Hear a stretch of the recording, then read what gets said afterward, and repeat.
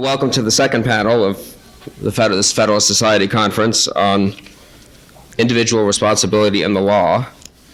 I'm Bill Kristol, and I'll be moderating this panel. We have, beginning a little late, but four excellent and terse panelists who will make reasonably brief presentations, have a quick round of comments, and then open it up to the floor for questions and be through by the time on the schedule of 6 o'clock.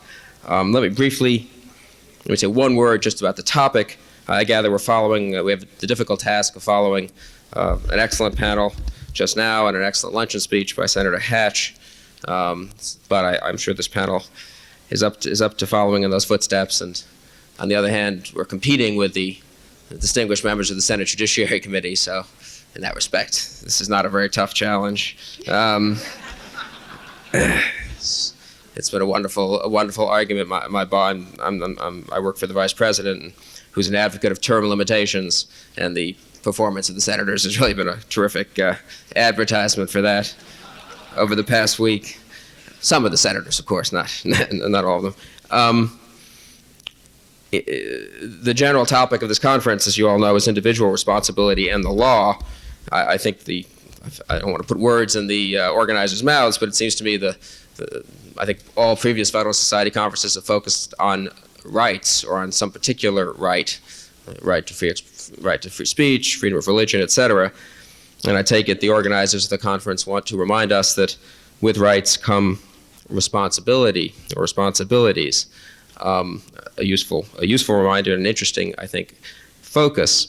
I think it's particularly appropriate to have a panel on the family law and individual responsibility for this reason. Just as our nation is based on rights and therefore responsibility seems to sometimes gets short shrift or comes second, something of an afterthought, so in a nation based on individualism or individual rights, the family seems to be have a somewhat tenuous or complicated or difficult position.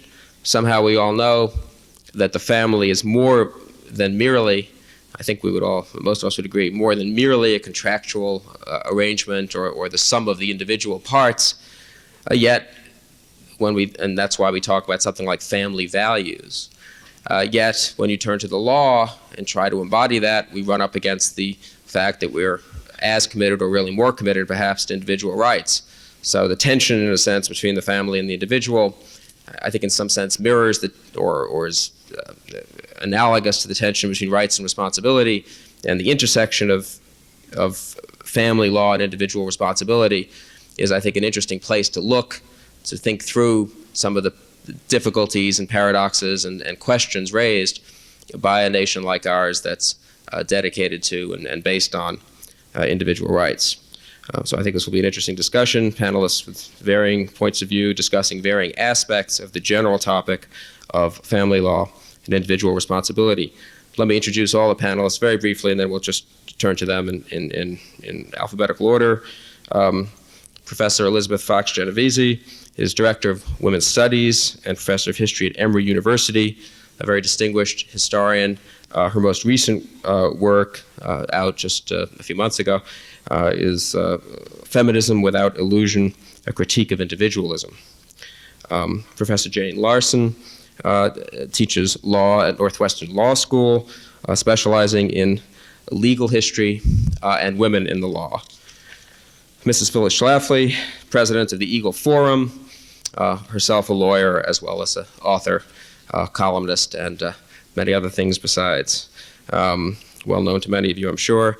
And Mr. Karl Zinsmeister, an adjunct scholar at the American Enterprise Institute, has written for many publications, Wall Street Journal, Public Interest, etc., on issues surrounding the family, including some terrific stuff, in my opinion, on child care and child care policy.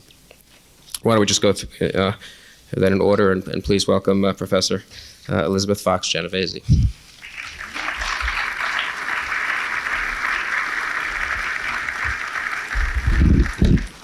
Thank you. It is a great pleasure to be among you. Historically, our legal tradition has seen a fundamental contradiction between the family and the individual. Or to put it differently, has preferred to treat the family as a corporate unit rather than as a collection of isolate individuals. This preference accounted for Blackstone's assertion, by marriage the husband and the wife are one person in law. That is, the very being or legal existence of the woman is suspended during the marriage, or at least is incorporated and consolidated into that of the husband. By the same token, the children born into a family were expected to fall under the authority of its head. The family, in other words, was taken to constitute a unit with a legal personality that transcended and subsumed the individual rights of its constituent members. The subsumption of individual rights within the family was never complete. Husbands were not legally represented as owning their wives and children, although they were known to sell one or the other from time to time.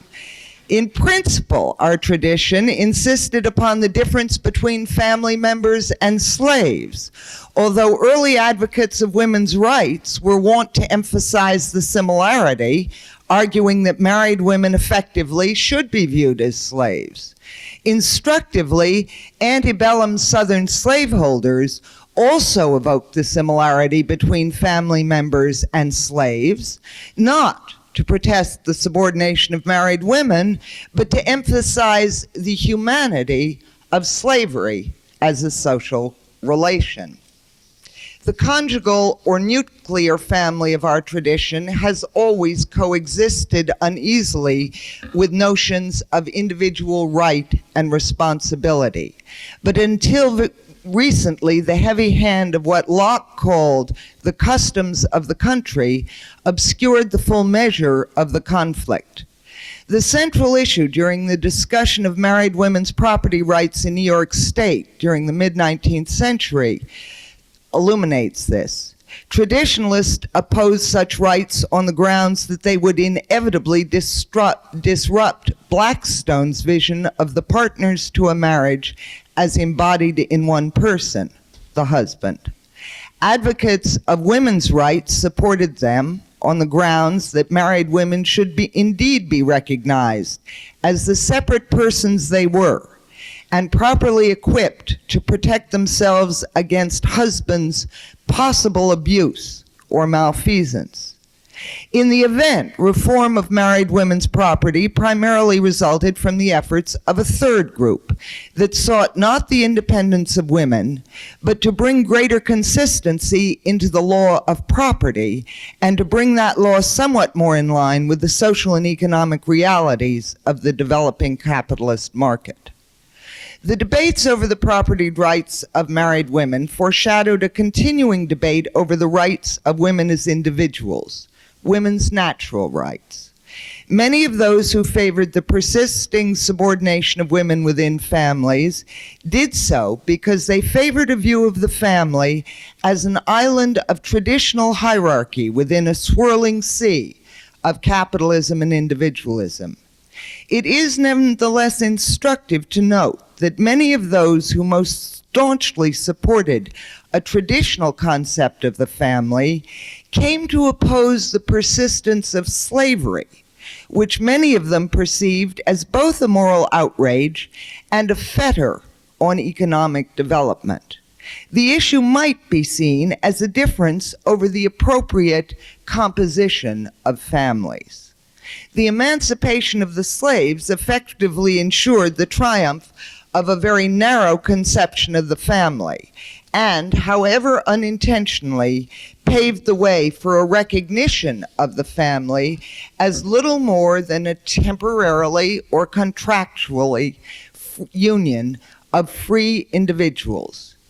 Intuitively, many of us would insist upon the distinction between wives and children, since the first enter into the union voluntarily, whereas the second are born into it and spend many years in a state of physical as well as economic dependence. But our own times are sadly revealing that the tensions between the freedom of individuals grounded in the market and the family as a corporate unit are also affecting the status of children. The questions remain. How should we think about the individual rights and responsibilities of family members? Does the family, legally, constitute something more than the sum of its constituent parts? To insist upon the family as a moral or social unit will not suffice in the absence of a clear and implicitly corporate legal status. The arguments against untoward, however untoward is defined, state interference in family affairs normally assume the existence of an intact family. Here I do not wish to engage such questions as whether parents who are Christian Scientists have the right to deny medical care to a child with leukemia or meningitis, although those arguments do raise important questions. Rather, I wish to raise the question of whether the arguments apply with equal force in the case of divorce or other forms of family disintegration, children born out of wedlock. Are there legal grounds for denying an abused spouse or child recourse against the abuser? Do we not assume that family members have rights as individuals? And if we do, what legal constraints do we place upon their independent relation to the polity and the market? The point at issue is, 1, whether family members are held accountable for behaving towards family members as they would be obligated to behave toward any other individual, or 2, whether they are held accountable for behaving in certain ways toward other family members because of the special status, legal status, as family members. As a rule, the question has been framed as one of the power of fathers over other family members. Since the 19th century, and at an accelerating rate during the 20th, the extreme forms of that power have come under increasing criticism and legal restriction. But the dismantling of paternal power has not led to new conceptions of the family as a corporate unit. Thus, the conception of the family as a group of individuals has followed naturally in the wake of the rejection of the view that the family's corporate identity was invested in the powers of its head. Tellingly, it has also led to arguments that the concept and legal prerogatives of family relations should be extended to different kinds of groups of individuals, i.e. the arguments for families that are not composed of mother, father, and children. It is difficult, if not impossible, to separate the discussion of the family from the discussion of marriage. The movement for women's political and economic equality with men has normally taken women's traditional subordination within the family as a primary target.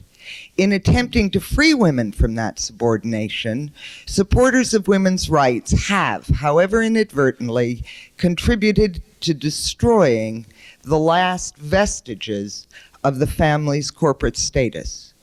But opponents of women's rights and defenders of the family have failed no less woefully in providing a new conception of the family as a corporate unit.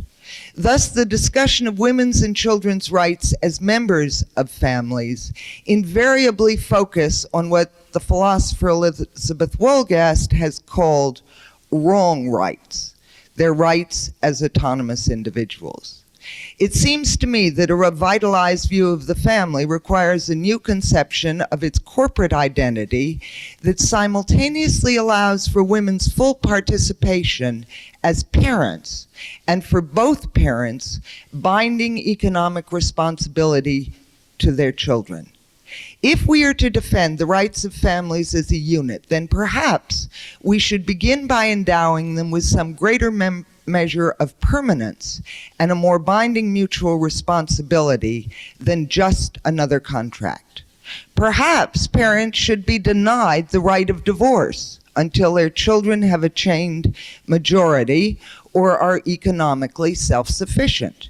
In the case of intolerable marital unhappiness, a man and wife could separate, what in pre-revolutionary France was known as the separation of bed and board, but would not be allowed to remarry or to assume economic responsibility for another family. To be sure, the enforcement of a married couple's binding economic responsibilities to each other and their children would require the cooperation of the federal government, but that is another debate. For the moment, let me conclude by repeating that any serious discussion of families and individual responsibilities must begin with attention to the legal status of the family as an institution, and that a simple return to the power of fathers as heads of families will not serve. Nor, I fear, will invocations of morality serve to counter the solvent power of the market that is eroding families in front of our eyes. Thank you.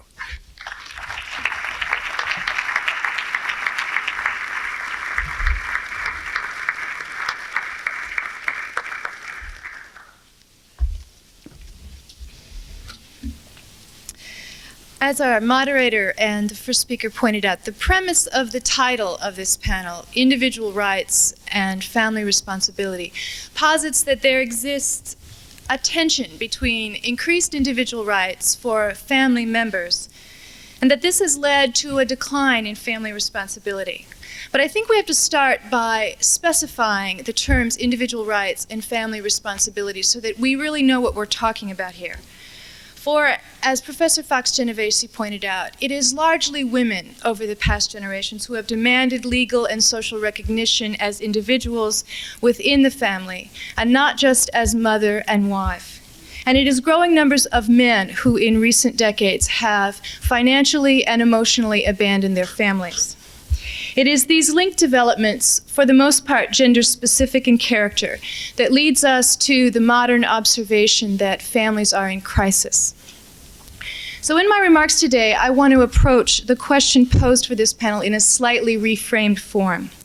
My query is, how is men's irresponsibility to family causally related to women's assertion of individual rights?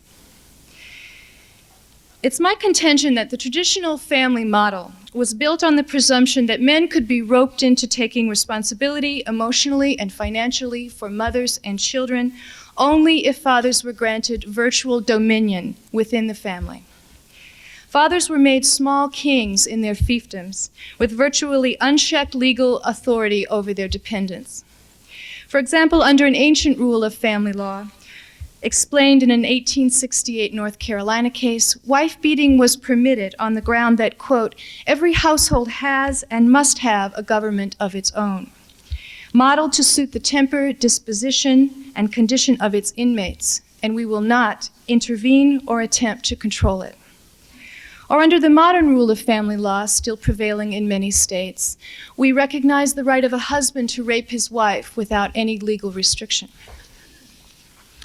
As women have demanded justice in the family, that is, legal equality with their male partners, shared responsibility for the work necessary to maintain the family community, and meaningful guarantees of support if they are left alone, the traditional bargain has unraveled.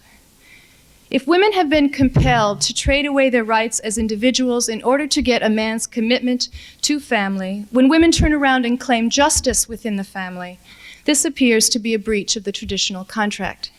Women having breached, men apparently feel justified in walking away from the deal, both figuratively and actually. The notion that women must sacrifice their individual rights in a political bargain to gain rights as mothers sounds profoundly illiberal, and I mean that in the sense that the Federalist Society uses the term, not in the way the Kennedys do. That is, it violates the classically liberal vision of free and equal individuals as the foundation of society. But in fact, the gender injustice of the traditional family has impeccable roots in classical liberal theory that can be traced back to Rousseau. In Emile, Rousseau's tract on the education of young people for citizenship, Rousseau argues that if women refuse to take a subordinate role in the family, men in turn will refuse to be fathers at all, because they will no longer be gaining enough of what they expect from family life to have a commitment to it. For women to get their children's fathers to support them, he explains, women must coax men into marriage and then must cater to their needs and take care of them. Recognizing that their dependence and subordination within the marriage relationship is necessary, women should not develop careers or demand any adjustment of family roles, for this causes struggle and threatens family unity. The message is that nothing can effectively make most men share equally the responsibilities of child rearing and child care, the primary focus of the family in our culture. It is either refreshing or grim to note that Rousseau, as well as his modern-day defenders such as Alan Bloom, openly acknowledge that by egalitarian standards, this inequality of women within families is unjust, yet it continues to be defended by Bloom and others as necessary. Feminism has directly challenged this political justification for the traditional family by asking why the family, with its division of labor, and the related economic dependency and restricted opportunities that a traditional family offers for most women, should be immune from the same principles of justice that govern all other institutions of society. Further, because women, unlike Rousseau, feel no inherent conflict between their identity as individuals and their identity as parents, have made these claims for family justice in defense of the family and not just in the name of themselves as individual women. For the family is a school of justice, to use philosopher Susan Muller-Oken's term. That is, it is in families that children's moral development is centered. In this sense, Oken argues that rather than being one among many co-equal institutions in a just society, a just family is its essential foundation. Justice in the family, then, may be defended as perhaps even more important than justice in any other social institution. Thus, any discussion of family law that begins from the premise that individual rights threaten family responsibility can be true only to the extent that, one, we are willing to remain involved in a deal that allows individuals to make commitment to their families contingent on unjust claims to authority over other family members. And second, we accept the view that justice is somehow incompatible with intimacy, harmony, altruism, generosity, all of the values we seek in our family lives. Families are essential to our society, and policymakers should be profoundly concerned with their well-being. It is in families that we raise children, and it is there that we go to seek the love and companionship that make it possible for us to survive the harshness of our lives. Personal and social well-being demands that we do both of these things well. To balance the claims of individual rights and family responsibility in crafting our family law, however, we need a new vision of the social contract underlying the family. Whatever the imagined practical virtues of a social vision that demands women's subordination as a condition for male involvement in the family, or that posits an inherent conflict between family and justice, such a view imposes too high a cost, both in the ways that it undermines women as full citizens in our society and in the ways that it fundamentally subverts the moral education of our children. Thank you.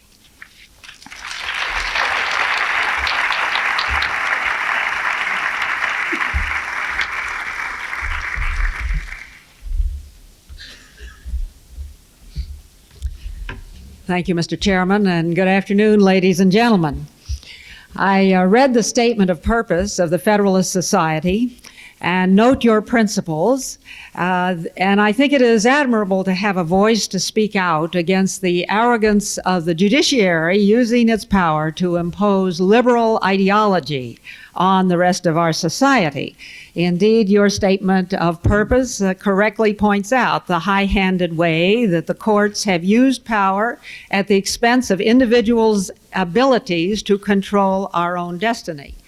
A lot of those results have been brought about by lawyers, and it is encouraging to see that there are a lot of lawyers who are speaking out on the other side.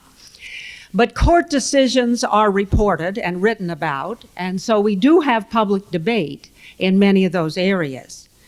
There is, however, another instrument of power in our society, which I will address today, which I believe is just as influential in our society as the courts. And this instrument of power has curtailed individuals' rights, abused authority, and violated our Constitution. And it, too, is kept in power by the system, a solid phalanx of tax-paid lawyers who have built an empire where there is no adversary system at all, there is no reporting, there is no public debate, and there is no media coverage. The lawyers who maintain this barricade are so intimidating that only a handful of cases have ever reached the courts, and you don't even really study it when you take a course in family law in law school. So I appreciate this chance today to lift a curtain on what I think is just a great problem in our nation today. The monster in our midst is the public school system. And it has failed in its prescribed function of teaching children reading, writing, and arithmetic. We don't need to belabor that point. We know there are 27 million people who've been through the public schools in the last 20 years and can't read. We know even that Al Shanker said in a speech recently that only 6% of high school seniors can read a newspaper editorial, write a 2-page essay, and do a 2-step math problem. That means 94% cannot, so we are not talking just about poor and minority children. We are talking about your average schools, and it has nothing to do with the spending of money, because the abuses of power I will talk about occur even more often in the wealthier schools than in the poorer schools.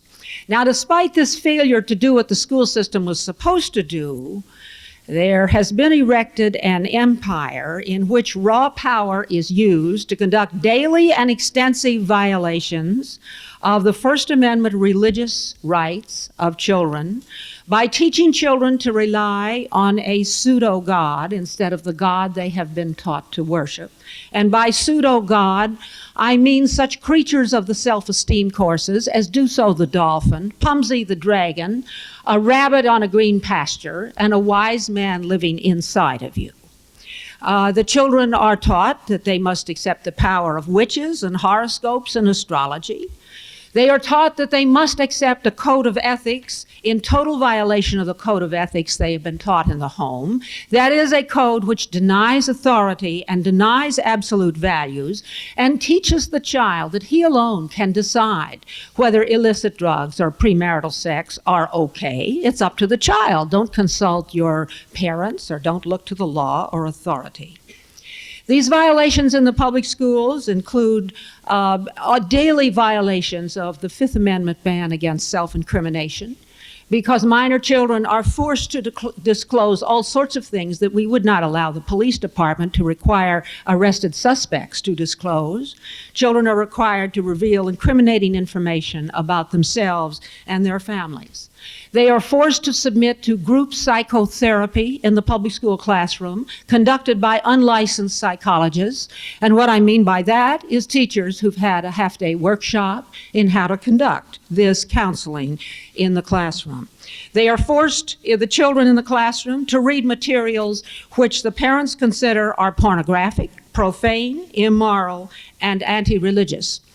Now, there is no way the American people would put up with any government bureau or any court that forced adults to submit to these types of violations. But these violations are committed on minor children in the public school classroom every day of the year. And you don't hear about it because the media have not chosen to make this a national issue. Let me give you just a couple of hundreds of concrete examples I could give you, and they come from every state in the Union, every part of the country. A typical example of the privacy-invading questionnaires children are required to fill out is one that has been given to every public school child in the state of Minnesota. It's a 189-question, 1-hour survey. Let me take you through some of its most objectionable features. First, the privacy-invading questions. Are you a religious person? How often do you attend church? How important is church in your lives? Are your parents divorced? Were they ever married? Do you live in a home with people to whom you are not related? Then the questions to alienate the child from his parents. Would you like to see a doctor, nurse, or counselor without your parents knowing about it? Then the depressing questions. Have you ever felt so sad, discouraged, and hopeless, and had so many problems that you wonder if anything is worthwhile? Do you worry about dying soon, being hit by a nuclear bomb, your parents dying, your parents divorcing? Are you worried about losing your mind or memory or having a nervous breakdown? How many times have you tried to kill yourself? Many questions about suicide. Then there are the incriminating questions on drugs. How often do you use cigarettes, beer, wine, hard liquor, marijuana, crack, cocaine? How old were you when you started? Then the questions to get the children to snitch on their parents. Has alcohol or drugs by a family member caused any of you health, job, or legal problems? And they go through the whole list of drugs. Then the questions on explicit sex. How old were you the first time you had sexual intercourse? What kind of birth control do you use and how often? Then detailed questions to test the threshold of homosexual attraction. The schools have no business asking children questions like this. There's a federal law that prohibits this kind of thing without prior written parental consent. The Department of Education won't enforce it. The lawyers are a solid phalanx to defend the public schools and their right to do whatever they want with the child. Then there's the whole area of the psychological counseling and psychotherapy in the classroom. In the early elementary grades, it's usually called the stress classes. They say these kindergartners, first and second graders, have so much stress, no doubt caused by their parents. In the upper grades, they're self-esteem courses. The trendiest thing is to teach self-esteem, of course, instead of reading, writing, and arithmetic. Now, this is where you get a lot of these pseudo-religious courses. If you go through the New Age section of your local bookstore, you'll find out what some of these practices are, and then you'll find that many of them are in the classroom. Such things as the progressive relaxation, the meditation, the guided imagery, the visualization, the centering, all of these exercises commonly associated with the New Age religions. Pretend you're soaring on a fluffy white cloud. Pretend you're breathing through imaginary holes in your feet. Imagine a candle floating in a dark room. Some of them are kind of a self-hypnosis. All of them are objectionable. The counseling is right in the classroom. Now, nobody's objecting to one-on-one counseling of a disturbed child by a professional. That is not what we are talking about. We are talking about classroom courses where they're all treated with this type of psychological treatment or therapy or whatever by people who don't have the slightest idea what they are doing and are not professionally trained to do it. Only one type of this psychological course has made it into the national media, and that is the courses on death and dying. That did have a breakthrough in the national media when ABC television covered it, and there was a landmark article in the Atlantic Monthly. The death and dying courses are very morbid and gruesome. They take a lot of the children on trips to the funeral parlor where they let them touch the dead bodies and take them into the embalming labs and into the crematorium. And a lot of children have found this very traumatic.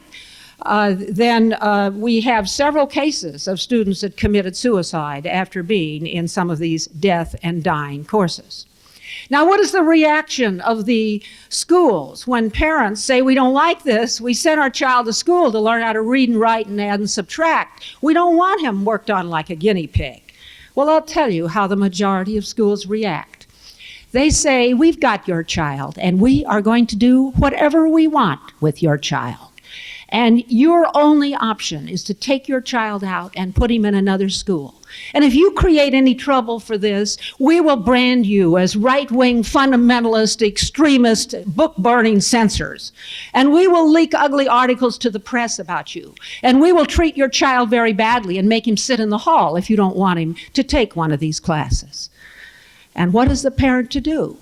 The school is defended by a whole battery of tax-paid lawyers who have built up school law that tells the school that you can do whatever you want to with the child, and the parent has no recourse.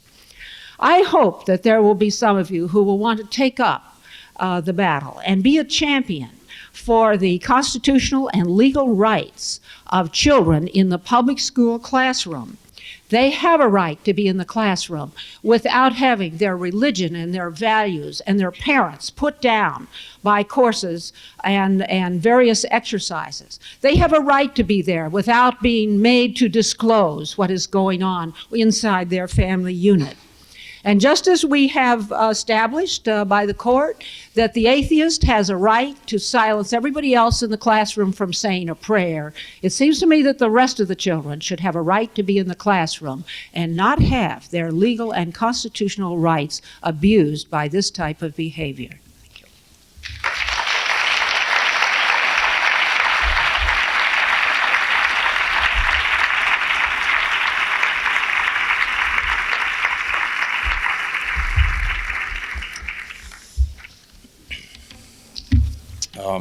I like Bill and Jane would like to begin by saying I think it's terrific that within this conference on the importance of individual responsibility, the organizers included a panel on the family because, as has been said, individual responsibility and family responsibility are not always the same thing. And in fact, I think most of us could agree that the family is one locale where a non-individualist and sometimes even an anti-individualist logic is most appropriate. Nonetheless, I believe and want to argue today that here, as in other sectors of American society, an ethic of private responsibility will be the best and frequently the only way of lastingly solving our problems. Now, I'm a big believer, along with Hayek and a lot of other people, in the power and the value of spontaneously evolved social institutions, the kinds of institutions that just spring up organically to fill a need without any social engineer ever having gotten involved. And of course, the traditional nuclear family is a preeminent example of such a spontaneously evolved institution. It sprang up to fill humanity's probably most urgent imperative of all, which is the need to produce competent offspring who will carry progressive society on into the future. Yet after centuries and centuries of useful service, by the way, in just about every cultural and economic setting that human beings have ever devised, the intact two-parent family is now very suddenly under stress. I think the statistics are quite familiar to you. 27% of all American children today being born without benefit of married parents. 60% of all American children spending some time in a single-parent household during their childhood. These are historically unprecedented developments. And I want to suggest to you that they need to be interpreted not merely as neutral changes in form, as is conventionally done today, but as unambiguous social decay to be vigorously resisted wherever possible. Now, that, of course, is not the current establishment view. The common political attitude and the premise of almost all public policies is that any preference for one family form over another is a kind of prejudice.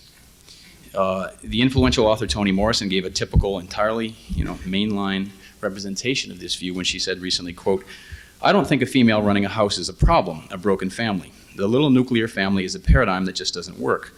Why we are hanging on to it, I don't know." Now, I believe so long as this prevails as our official view, and this, quite literally is the official view, we're going to have serious domestic problems in this country, so long as that continues to be the official view. Because in addition to its many personal and psychic rewards that I think most of us understand to be the family's most important value, there are, in addition, the traditional two-parent family has, in addition, enormous social utility. And I want to make a fairly practical argument this afternoon about that social utility. As we've said, the main function of families is to acculturate children, to produce a productive and well-adjusted successor generation. Having two parents around instead of one or instead of none is, of course, no guarantee that the child is going to turn out well, but it's a very, very good place to start. And there's lots and lots of evidence for that claim. For instance, take psychological disorders. A recent investigation of more than 17,000 American children found that, quote, young people from single-parent families or step families were 2 to 3 times more likely to have had emotional or behavioral problems than those who had both of their biological parents present in the home. Incidentally, you can place that particular finding against the backdrop of a tripling of the youth suicide rate over the past 30 years. Or consider education. A major study by the National Association of Elementary School Principals found that children from one-parent families were only half as likely to be high academic achievers compared to two-parent counterparts, and were more than half again as likely to be low achievers. One-parent students more frequently require disciplinary action. They are 70% more likely to be suspended or expelled. They are more than twice as likely to drop out of school altogether. Consider income. We know that the income potential of two-parent families is far, far superior to that of single-parent families, and that's why, for instance, single mother families have a poverty rate after all government transfers of 31%, while the comparable figure for married couple families is 5%. As a determinant of economic standing today, in fact, family status completely overpowers other sorts of indicators like race, education, area of residence. It's really quite a remarkable factor. The fact that those factors that used to be the primary determinants of how much money you made and where you stood in the economic pecking order are now superseded by family status. For another particular point, look at delinquency and crime. 70% of the juveniles now in state reform institutions grew up in single-parent or no-parent families. A similar fraction of adolescent murderers in various studies that I've consulted share that background, roughly 3/4. The relationship between street gang membership and broken families is so close that one observer has referred to gangs as, quote, the flower on the vine of single-parent life. Now, I'm collecting other research findings on this subject, this sort of the ecology of the single-parent family, and I can tell you that the list goes on and on and on.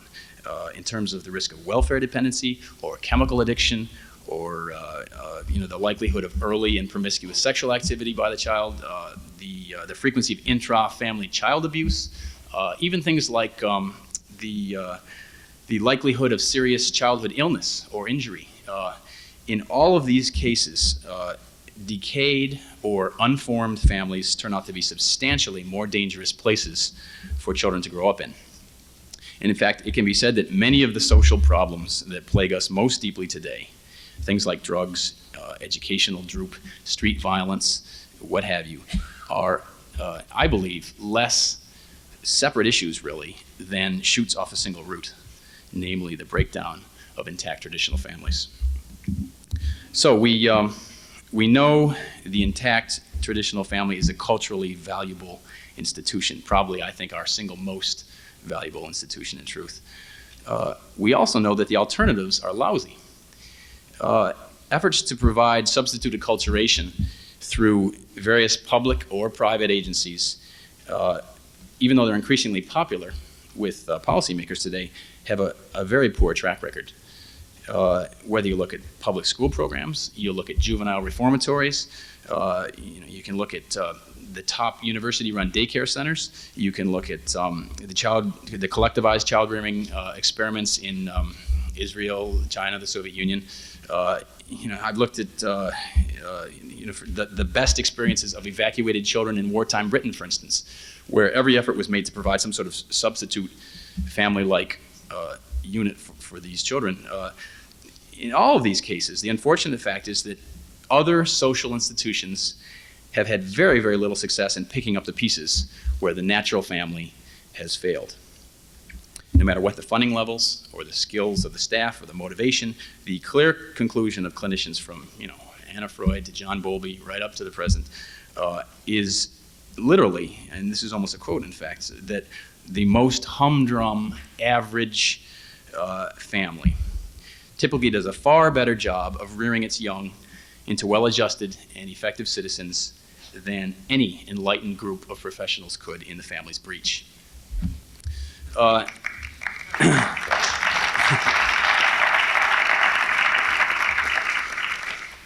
In fact, it's interesting to me at least, to note that not even that very close nuclear family clone, or at least we're told it's a close clone, the step family, is able to get consistently good results. In studies of health, emotional well-being, academic success, and other factors, children growing up in step families behave, on average, again, there are obviously exceptions to these, but on average, much, much more like the troubled single-parent families I've just described than do children from intact families. So my point, in other words, is that neither substitute families, nor pseudo-families, nor family supplements are able to do for society what traditional nuclear families have done as a matter of course for millennia. Now, at the same time I'm telling you there is no substitute for family integrity, I want to say that it's also much too important to take for granted. Time-tested and successful as two-parent child-rearing has been, it is by no means an automatic process. Family making is hard as well as rewarding, and it's possible, I fear, for people to just stop trying. That's one of the things I'm writing a book about, in fact. And the other thing to keep in mind is that while the unhappy social effects of family decay are now being seen in all of the modern industrial nations, the extents differ very widely in different places. For instance, I've recently done some comparative research on the Japanese family, and while certain aspects of the Japanese family appear quite foreign and even warped, I would say, by our lights. For instance, fathers in Japanese families are, in my opinion, pathetically marginalized from family life. Nonetheless, the basic structure of family life in Japan remains quite wholesome. It's astonishing to realize that 95% of all Japanese children today live in married two-parent households. Indeed, even more striking, in about a third of those 95%, there is the additional presence of a grandparent. In other words, these kids are getting tremendous doses of adult caretaking. Only 1% of Japanese births today are illegitimate, versus over a quarter in the United States, as I've said. And Japanese divorce rates are about 1/4 of those in the US. And Japan's not alone. I mean, even in Sweden and France and Germany, not exactly medieval countries, the divorce rate is roughly half of ours. We read a great deal today about Japanese economic and social successes, and generally credit is given to things like their social discipline and their industrial cooperation and their low tax rates and their educational system, and you name it. And those clearly are all important influences. But I personally have become convinced that an even more vital factor, which rarely gets mentioned, is the family structure that I've just described. Japan's powerfully stable and nurturant families, where children can develop into good students and good workers with fewer strains, are the deepest sources, I believe, of their national miracle. In fact, I dare say if you could somehow transplant children from Japan's 95% intact, child-centered families into American schoolrooms for one mysterious semester, you might be surprised what a solid educational system we suddenly had in this country. Likewise, American factories and so forth. My point is simply that thanks to the efforts of Japanese parents, the human raw material flowing into their society is of a quality that would make a lot of industrial and social orders look good. Now, obviously, it's not our fate, nor ought it be our aim to ape the Japanese on the home front. But I suggest we would do well to recognize this, that the single most effective thing public policy in this country could do to improve the functioning of our various social systems, again, not to mention to improve human happiness, would be to quit trying to improve pseudo-families or to manufacture ersatz families, and instead go about unambiguously and unabashedly bolstering the real thing, stable two-parent homes. And there are lots and lots of things that would help. I don't really have time to get into a very extensive list here, but public rhetoric would be a good place to start. This is a very commonsensical message. It's one, however, you rarely hear in high places. You hear it all the time on in the grassroots on the street. It's like a drum beat, but there's a rather different interpretation that's presented amongst American elites. Tax policy would be, I think, it could be a centerpiece of ways of changing some of this. Another issue, there is, I think, fairly broad agreement today that our divorce laws need tinkering with. in administering welfare and public housing and other sorts of public aid, we'd only have to skip back to the standard practices of about 25 years ago to make a great improvement almost immediately. I mean, people forget that when most of our public housing, for instance, was built, those projects did not admit unmarried parents. How rapidly we've moved away from some of these things without even thinking about what we're doing is astonishing to me, really. A legal measure, I think, that would help a lot is passage and enforcement of parental responsibility laws. These can take many forms and can be effective in all kinds of sectors, everywhere from child support to street crime to education, to basically take parents' responsibilities at face value, and where you get these egregious cases of minors, throwing the furniture out of the public housing project, or pillaging or terrorizing other students in school, that the parent of that minor is considered to have partial obligation for the minor's behavior, that sort of thing. Obviously, there's going to be howls of agony from the various liberationists of the left against such a program. But this is kind of an unusual situation for non-left people, in that it would be enacted on behalf of what is currently our most socially oppressed group, American children. And that means there is justice on our side, if you have the nerve to press on. And the other thing I want to acknowledge is that resistance to any family bolstering agenda will also come from some libertarians on the right. I've heard a rumor that there are some libertarians in the Federalist Society. And I'd like to suggest that in certain areas, like drug babies, like the judicial removal of delinquent children from toxic home environments, there are cases where we're just going to have to bite the bullet. And I think the logical and moral key to such cases is to think of a process under which we take seriously the social contracts that people enter into with each other. I mean social contracts in the sort of general sense, not in Professor Larson's sense. And take these contracts seriously, and when a contract is broken, a private contract between sort of consenting adults, if you will, and when it's broken against the central interests of a vulnerable party, and particularly when that vulnerable party is a minor child, authorities ought to be more willing to enforce a sanction. I think we've been much too interested of late in making state compensations for private delinquencies, and too little interested in holding the original parties to their own terms. In the future, I would suggest our family policies should rigorously avoid replacing absent responsible parties.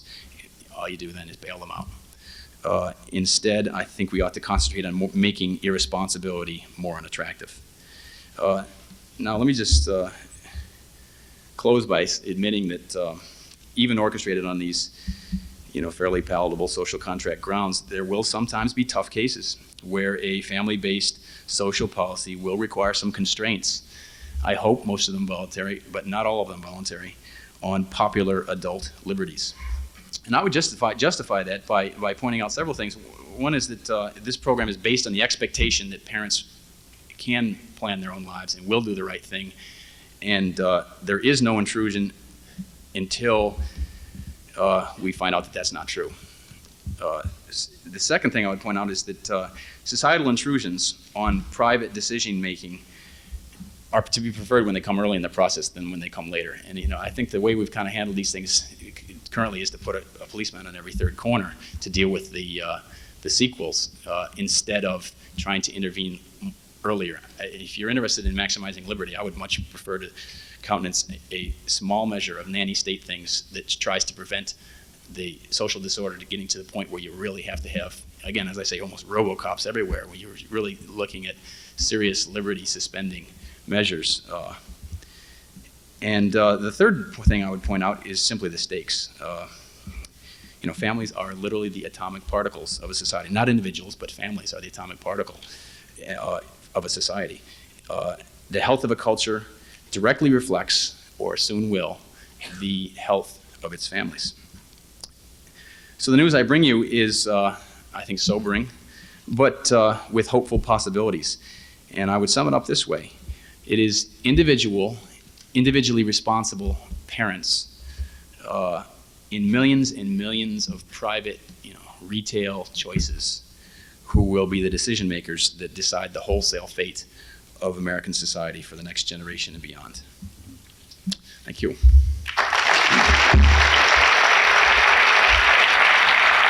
Features of all Federalist Society conferences is learned law professors with cases tripping off their tongue, 3 or 4 in a sentence, with, of course, no annotation of these cases, because that would be vulgar and would imply that not everyone in the audience doesn't know all these the holdings, concurring opinions, and dissents, and all of these fascinating, Ninth Circuit cases from 1946.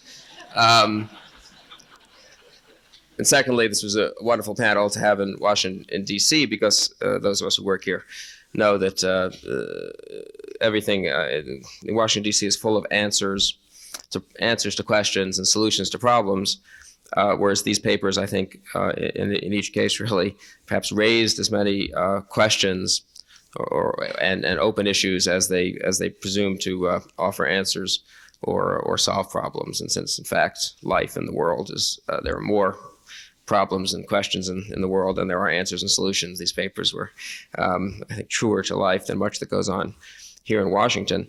I thought they were really terrific papers and very condensed. And I would just let me make one point that struck me that I think is common to all of them, and that is this: that in thinking about family law and individual responsibility, each of the panelists in his or her own way seemed to end up focusing on children.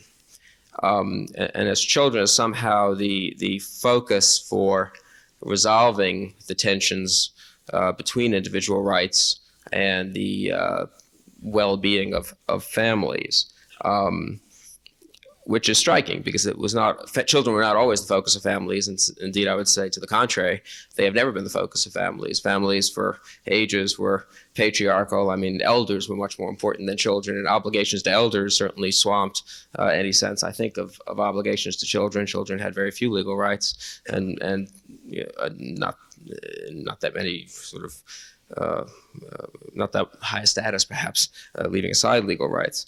And then, of course, in the bourgeois family or the nuclear family seems to be characterized above all by the relationship between the two principals, the parents, the mother and the father, the husband and wife, more than by the any obligation to children. And I was struck that each, as I say, of the panelists in different ways seemed to find somehow the solution, or a solution is too strong, but at least a step away forward from our current problems in emphasizing, in Betsy Fox-Genovese's case, the economic obligation or the general obligation of parents, in this case presumably equal parents, to their children, an obligation that would carry just to a sufficient degree that it would, in some serious ways impinge on the liberties of these individual parents in terms of divorce law, for example. Jane Larson, I think similarly, by emphasizing the extent to which the family is a school of justice, I presume the children are the students in the school, emphasized in some sense the extent to which the family would be shaped. One has to judge the family by its effects, perhaps, on the children. Phyllis Schlafly, of course, made an explicit appeal for you all, or those of you who are lawyers, to champion the legal rights of children in public school classrooms as a way of, I suppose, strengthening the family against institutions outside the family that presume upon its prerogatives. And Karl Zinsmeister gave a defense of the two-parent family explicitly not in terms that it's somehow ordained by nature or by God or by natural law, that now famous concept that Joe Biden is such an expert on. But indeed, the two-parent family is justified by its social utility, really, in terms of children. So I don't know quite what to do with this observation, but I was struck that all 4 panelists in different ways ended up by focusing on children. And why don't I simply ask each of you in the same order to make brief comments, elaborating or responding or to other panelists or to me or simply to your own remarks. And then we'll throw it open to for a question and answer period. I will just excuse myself for a minute.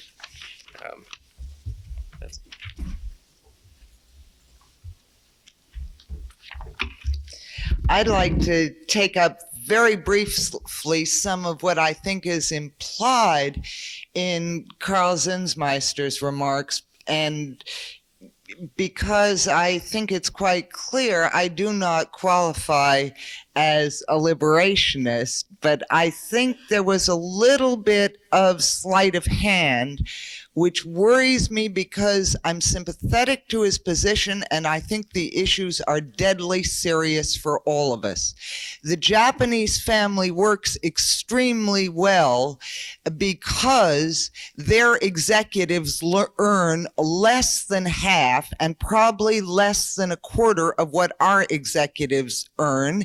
Their workers earn enough that women do not have to work and can focus on raising children. My point is to draw attention to the relation between the social and economic structure and the family. It is a chicken and an egg phenomenon, and we really are looking at a world in which our need for consumption to support our economy contributes to the unraveling of the family, and I wouldn't beg that question if I were you. The second issue I'd like to raise, again, although I have tremendous sympathy for aspects of his position, is, I'm afraid, another sleight of hand where things like daycare are concerned, because daycare is not the same thing as a step family. Obviously, intact nuclear families work the best for raising children. The statistic he didn't give you is that our society is 4 to 23 times more violent than any other industrial society. It is a society that allows more babies to die than any other industrial society. We desperately need stronger nuclear families, but they cannot operate in isolation. France and Sweden provide daycare in a variety of forms, not like the post office, in conjunction with tax benefits and medical help to permit families to exist where women combine work with caring for children. In other words, again, the complexity of the issues involved strike me as the utmost importance.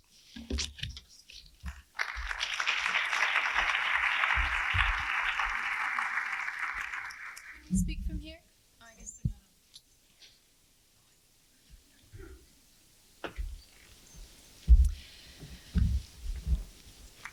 on. I too was very struck in a way by the congruence of views among all the panelists that the family is a matter of social concern, that the notion that the family exists in privacy, separated from the world of public judgment and public support in various fashions, including the law, was pretty much rejected by everyone who spoke here today. I think we all recognize that the family provides absolutely irreplaceable social functions, both in the raising of children, as Bill Kristol pointed out, but also because it is fundamental to human well-being and happiness, that we get and give love and companionship, and that we do so in these very intimate communities that we form. In that sense, I guess I would have to retreat a little bit from Karl Zinsmeister's assertion that private responsibility is the solution to the family law problems, because society must support the family in a whole variety of ways. And our recognition that we value this thing is not a prescription to take our hands off of it. And that, to me, is the mistake of liberalism in the way Kennedy uses it, that we should somehow shield the family entirely behind a veil of non-scrutiny, that we should never intervene to both provide support to the family and adjust its relationships at times when they become dangerously disordered. Privacy is one of the social policy tools we can give to families to support their functions in various ways. That is, we can say that we should leave some things to people themselves, but that is a social policy choice. It's not the necessary beginning from which we start in thinking about the ways that we as a society should deal with families. I myself would tend to define family in a somewhat broader way than Karl Zinsmeister would. I think it's a fallacy to think that the intact two-parent nuclear family is somehow a fact of nature or an essential biological organic institution, or whatever the term was that he used to describe it. That is, that people throughout history and across cultures have lived in a whole variety of family relationships, and that in fact extended families may be more common throughout history than the isolated two-parent family might be, although that is the preeminent form within our most recent history and our particular culture. But I think that we should be open to both the remnants of other family forms that persist in many of the diverse communities that make up this country, and that we should be open to people forming family relationships in a whole variety of ways, because it's the social utility of families that we all recognize, not that there is any one proper form for them to take, that it's the responsibility and community that the family creates that is its most important function as a matter of social value. I would also just comment in passing that it's very hard for me to imagine then, as a matter of social policy, how libertarians would find themselves on the side of children if they decide to pursue a policy, for example, of excluding a single mother who has already been abandoned by the other parent in this relationship from public housing benefits. I think we have to get real when we talk about what to do about family policy. That is, we have to be compassionate with the social consequences that will result from policies like that. That is, we shouldn't impoverish and punish children or parents left alone to raise children in difficult circumstances. That our policy should clearly be focused on generating incentives for family formation, not punishing people who have failed in some sense or another to maintain a model form of family. But on the other hand, I really am on his side when he suggests that we aggressively pursue parental responsibility laws. I think that's a very important policy goal for family law. That is, we have to make real the responsibilities people have as parents to their children.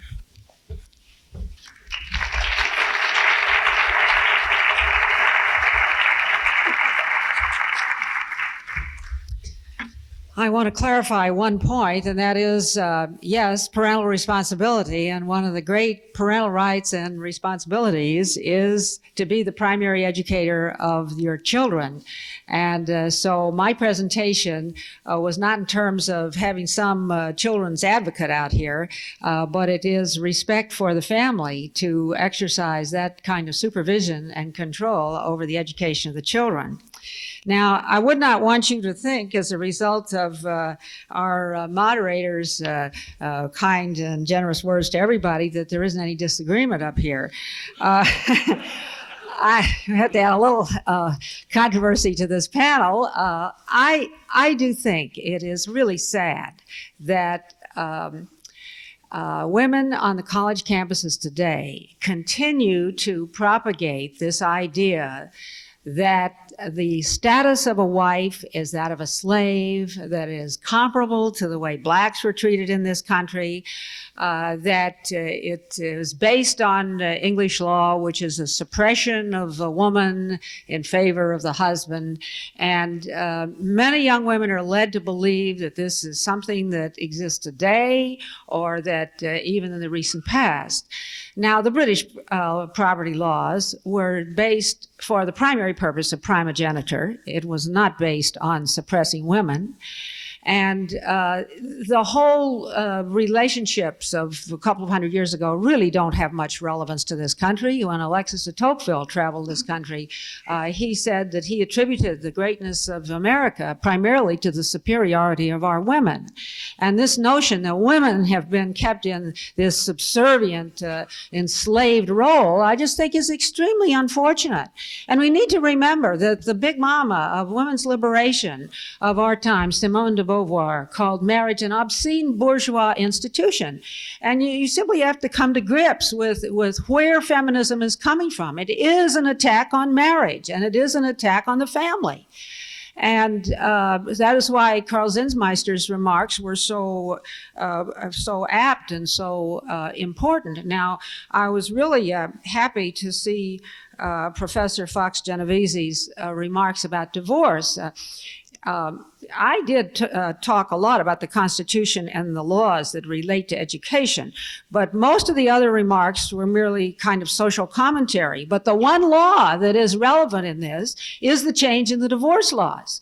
This dramatic change that started in California in 1969 and swept across our country and has had devastating effect.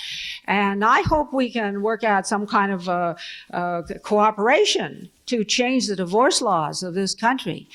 Even people who were very strong advocates of these easy divorce laws now see the devastation that it has brought. And that is a legal matter. And I think it has had a tremendous impact on this country. And I would hope we could work together to remedy that for the sake of the family.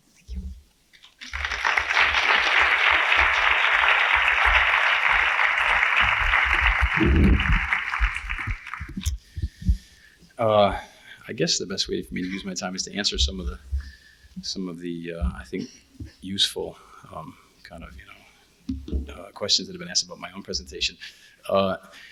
As far as this is interesting.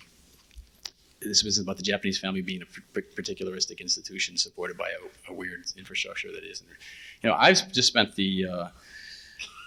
basically this summer reading all kinds of stuff that's pretty far afield that I think is directly relevant, but I got interested in it, so I just kept going. A lot of anthropological stuff, a lot of primate studies, a lot of sociobiology about families. And one of the things I want to just insist on today is that this popular, it's actually not that popular. It's more like in kind of universities and in feminist theory and in other sort of prominent places, there's this notion that the nuclear family, as we've recently known, is this historical rarity, this kind of odd thing that kind of blipped onto the surface and it's blipping away and now we're back in the normal state of things. It's simply not the case. I have been struck by the fact how unvaried families have been over time and over place. It's really quite remarkable. You look at people who wear animal skins and gather nuts and berries as to how they've organized their lives compared to people who communicate by computers and over telephone lines. It's just astonishing how similarly they have organized their domestic affairs. Again, both by time and by place. There are, of course, the prominent exceptions, but the anthropological, sort of the classic cases where we have a matriarchy, or in this particular case you have something else, are almost they are extremely non-numerous, let us say. The nuclear family is, in fact, and this is not my own opinion. This is something that is pretty well been concluded by ethologists and other family scholars. Is that it's pretty much been a given since the development, since we came down from the trees, and in fact had a lot to do with us coming down from the trees. And it has not changed as much as we might think until very recently. And the aberration, the oddball, the really thing that hits you in between the eyes is the current pattern, and not the bourgeois family. As far as the importance of economic factors and consumption. Which Professor Fox-Genovese mentions, I think it's a very useful thing. I obviously can't get into everything. It's something I have to share completely. I think one of the real enemies of, or one of the real problems that's been driving some of our family decay of late is in fact economic based, and in the current fashion it's sort of too much of a good thing and rather than too little of a good thing. I think consumerist materialism has definitely had something to do with some of the unhappy trends I've described. I'm going to devote a lot of time and attention to that particular issue in my book. The best single description I can suggest to anyone who wants to really hear that argument is Christopher Lasch in the first issue of the magazine Tikkun, just to prove I read liberal magazines too. He had a wonderful piece about some of the problems that families face today. And he dwells very much on the consumerism, materialism gone awry as one of the problems. It's an argument I happen to share very much. This idea that, and the idea, the argument about context too is clearly important. I for instance, believe that it is much harder, and I don't just mean this as a rhetorical device, which is conventionally used, in a very literal sense, it is much harder to be a parent today than it was for the previous generation, for a whole variety of reasons. You know, you can't just assume the public school nearby is good. You can't assume grandma's going to be nearby to hand out, to help out. You can't let your kids run out the back door and say, come back at dinner time, like I was raised today. Certainly not who live in Washington, D.C. anyway. It's an exhausting, frequently unsocially supported undertaking today, and I'll freely grant that. However, this idea that the way to counteract that is through political programs or Swedish style or French style state programs is, I think, absolutely wrong. It's something I really, if I could make one point today, would be that this is a cultural problem. This is not a political problem. It is a cultural problem. It has to do with personal values. This is why I talked about private and personal and, you know, individual, and those words cropped up so much. I think, and there's a positive aspect to this. Another area I just disagree, I think, with some of my critics. I don't think this is as complicated, this enormously complicated issue as we'd like to have it believe. I think it's a remarkably simple issue, in fact, and it could be solved rather simply, quite literally, by changing our minds.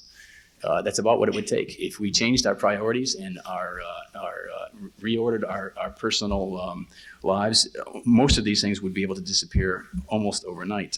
I, again, want to concede that there's a tremendous amount of social support and social undergirding that's disappeared that needs to be replaced, and I will be happy to offer some specifics if people want to. But basically, ultimately, it's going to boil down only to individual parents making the right choice.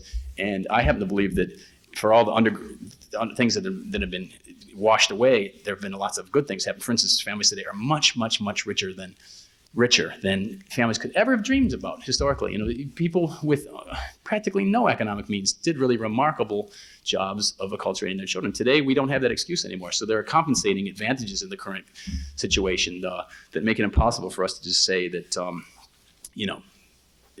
parents don't have enough programs to help them out. It's not quite that simple.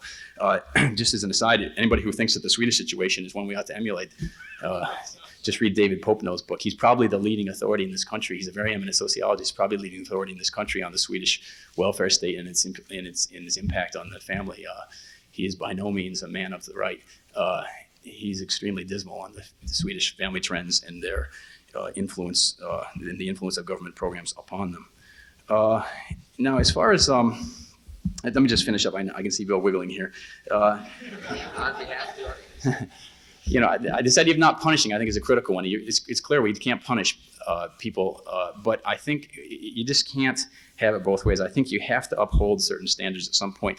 One of the, I don't know if any of you read Nick Lemon's book about,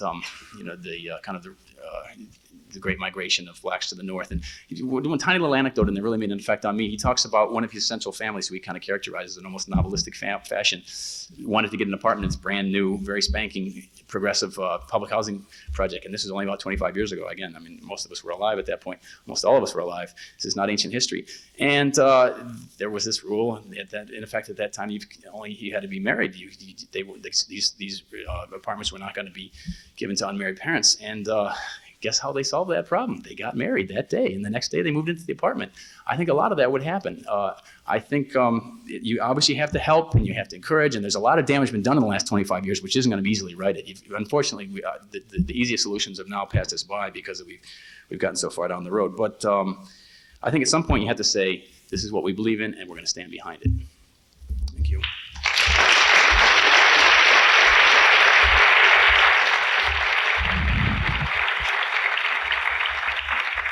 We've got a few minutes for some quick questions and quick answers, which the panelists can do seated, so we'll save time. Sir. I'd like to make one comment. I'm a judge from North Carolina, and I'm unfamiliar with that case that you Like to say? Yes. This is degenerating already. It's unbelievable. I'm struck by the fact that none of you have mentioned the impact that higher taxes have had on the family, and the fact that the exclusion under our Internal Revenue Code today is just a fraction of what it was a number of years ago. And I think that we must be reminded of the basic premise that the power to tax is the power to destroy, and that the family has been weakened to almost an identical scale as taxes have been going up, both state, local, and federal, on the family. And as this city has grown in numbers of bureaucrats and in concrete, so has the family and its power diminished. And I think that a lot of these points regarding schools, regarding crime, regarding a lot of our social maladies today would be solved by the incentive of lower taxes. Anyone want to comment on that? Absolutely. Anyone want to argue for higher taxes? Any Democrats here? No. Okay. Specifically, you can have tax policies that encourage families, independent of lower taxes in general. There are all kinds of ways to shape tax policy to help to strengthen families. Yes, indeed there.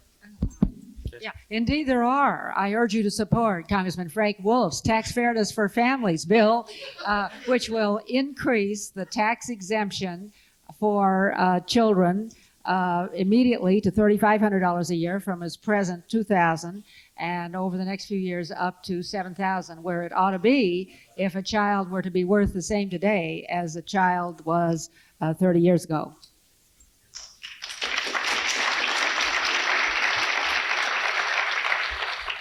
I have a quick question for Mr. Zinsmeister.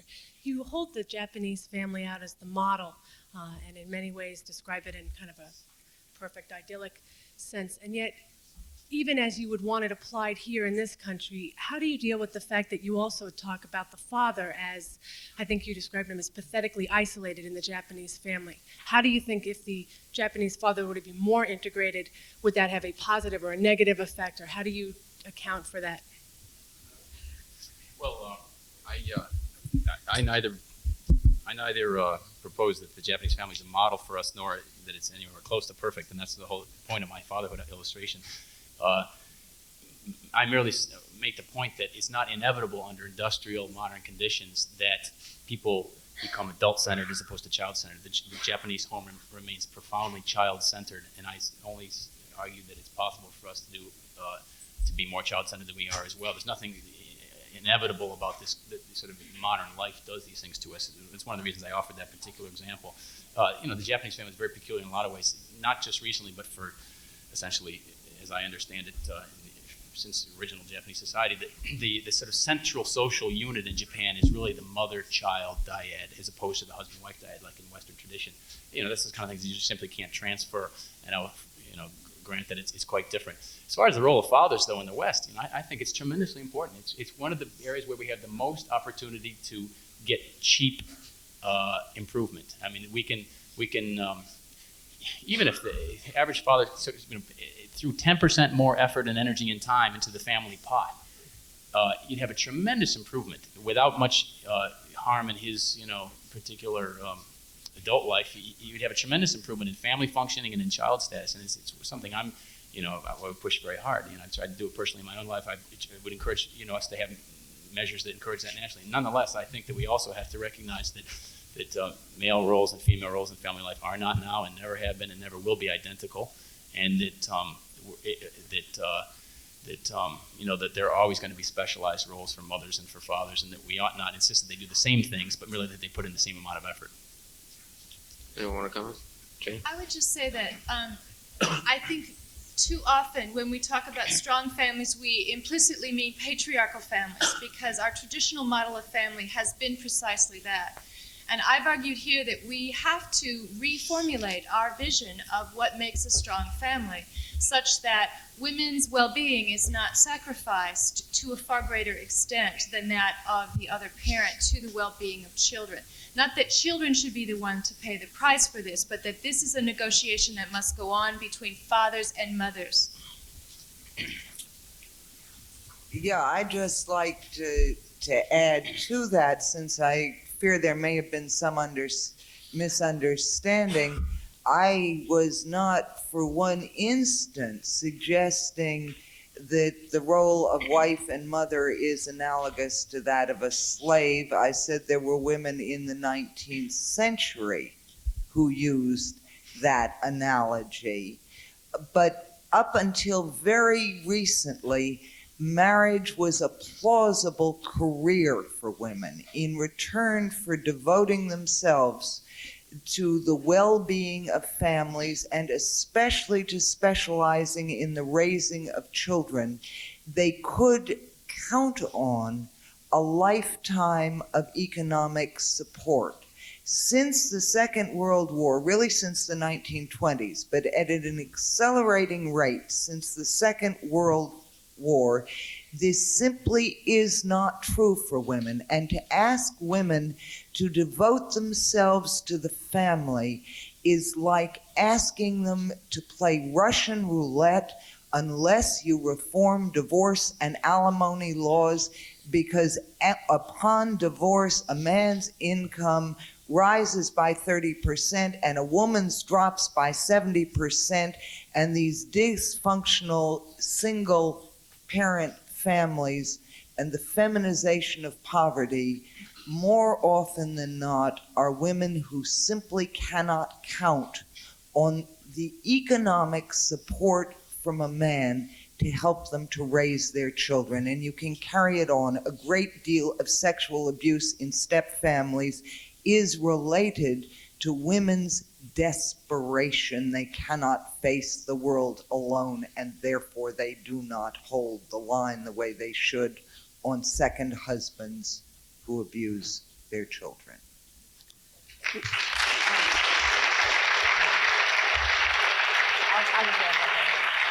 I hope we will start to have seminars all over the country on how to reform the divorce laws and address this situation. I agree with that approach. The thing I do not agree with is that the American family structure is based on the subservience or inferiority or second-class status or whatever you want to call it of the wife. That is simply not so. There are all kinds of wonderful husbands who just work long hours to support their wives, and this vision of the wife as a kind of a servant class of society is simply not the majority view and should not be told to young women. So I have one last question. Yes. Getting back to the position that the judge from the other side of the room mentioned about taxes, and in light of both parents working these days, if there's one solution I don't necessarily propose, but I like to point it out as a point of information, with taxes at 28% and Social Security at 15%, clearly if you add those two numbers up, that's 43%. Maybe we'll be able to support our families simply with one parent working. And I don't necessarily propose that. But in light of that, I'd like to ask Mrs. Schlafly a question about what type of divorce laws would you propose, and how exactly would you refer to that? Well, I'm not ready to make a statement on that. I just am glad to see that the issue is being opened up for the first time since the easy divorce laws went through. And I think there ought to be seminars and pro and con and different proposals made. I think there are all kinds of ways that this could be approached. I do not have the definitive answer for that, but I'm glad to see that it is starting to be recognized as a problem. I think in the 1970s, when these laws went through, a lot of people thought that easy divorce laws were liberation for women, and it's really a tragedy. Why don't we, any last comments by any of the panelists? We all agree on that, okay. Let me include just one announcement. The reception immediately following this panel will be in the stateroom down the hall. The banquet will be back in the ballroom, that is to say this room, at 7:30 tonight. And we will begin again, you all will begin again, at 9 o'clock sharp tomorrow morning with an excellent panel on the death of contract and the rise of tort, moderated by Bob Bork. Let me thank all of our panelists for a terrific panel.